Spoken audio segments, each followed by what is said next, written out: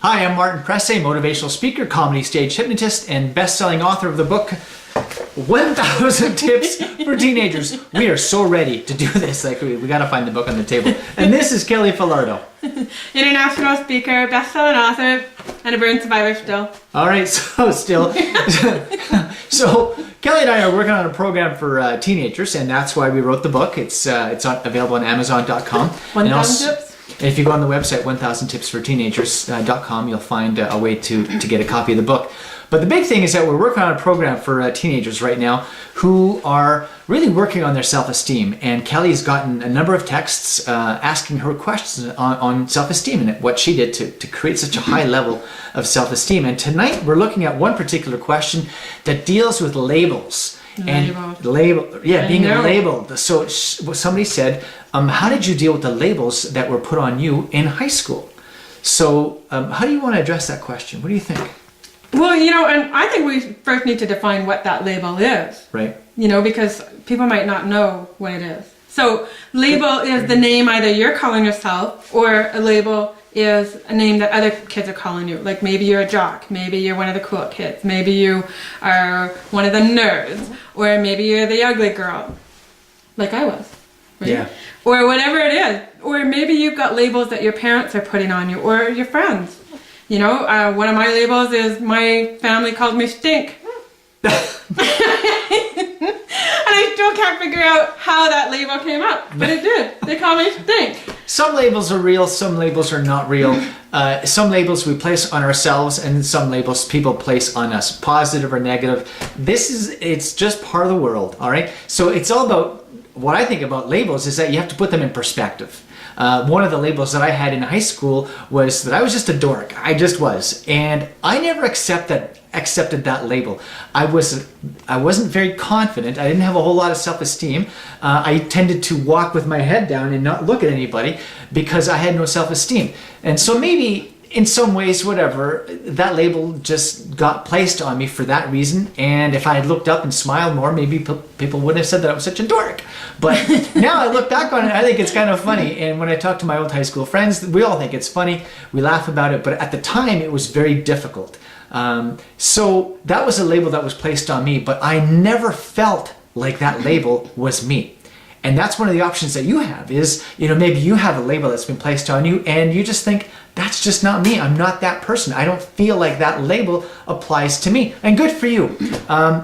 Just deal with it as best you can, but know that that label does not define you. All right? And if you really dislike the label, speak up for yourself and just say, hey man, I don't want to hear that anymore. That's where people will really respect you, is when you stand up for yourself and just say, I don't want to hear that anymore. I know that I've had a few names, called, to me over the last few years and last 20 years or whatever. Even as adults, we do that. We call each other names, at the office, little nicknames that maybe we don't like. And I know that I've stood up a few times and just said, I don't want to hear that anymore. That's inappropriate. It doesn't apply to me. I am not that person, and enough's enough. So it takes a lot of courage to stand up for yourself, but if you have a label that you don't agree with, stand up for yourself and say something.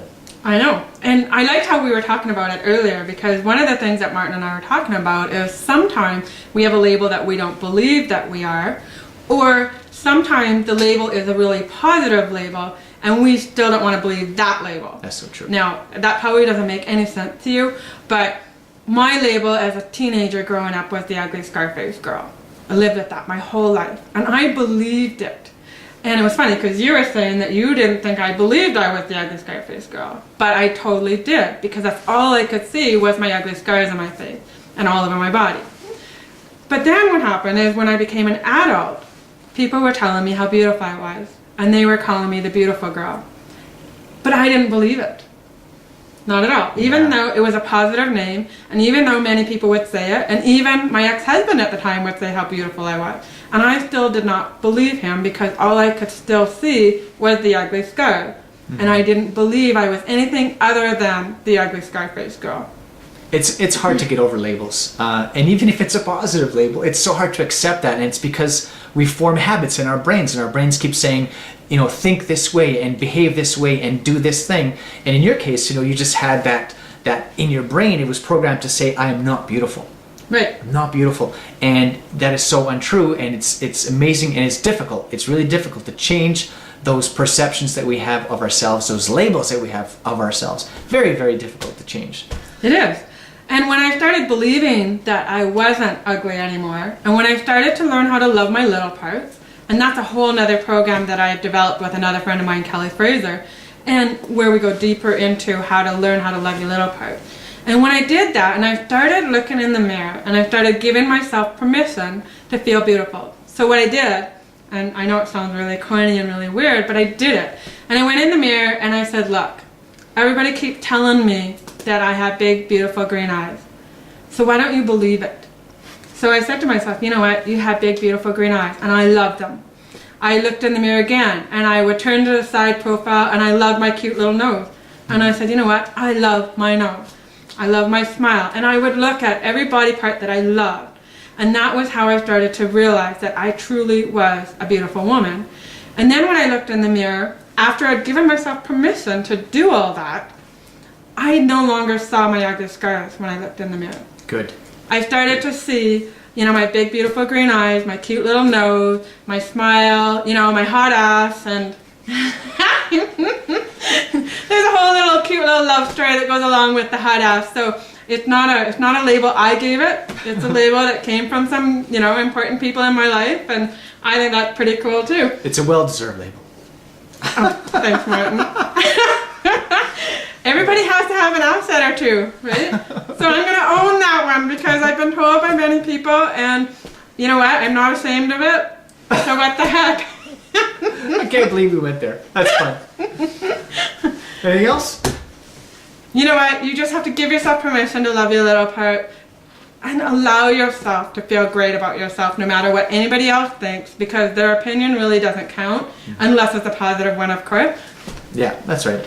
All right, there you go. So love your little parts, love the labels, get rid of the labels. You define the labels, you pick the labels you pick the labels you get rid of, all right? Self-empower yourself, my friends. This is what it's all about. I'm Martin Presse, this is Kelly Falardeau. Stay tuned, we're gonna have a lot more tips on self-esteem for teenagers and adults, really. It's for everyone. Yeah, this is good for adults too, because adults don't want to give themselves permission to love their little parts either. Love yourself. Love your little parts. Oh, and I have a website on that too. Okay, what is it? LoveYourLittleParts.com. Check it out because there's a whole full program there if you want to get deeper into loving your little parts. Perfect. And going from yuck to wow. Yuck to wow. Yeah, yuck to wow. Yuck to wow. Own that one. That's Kelly's, all right? Yuck2wow.com. Take care. We'll talk to you soon. Thank you.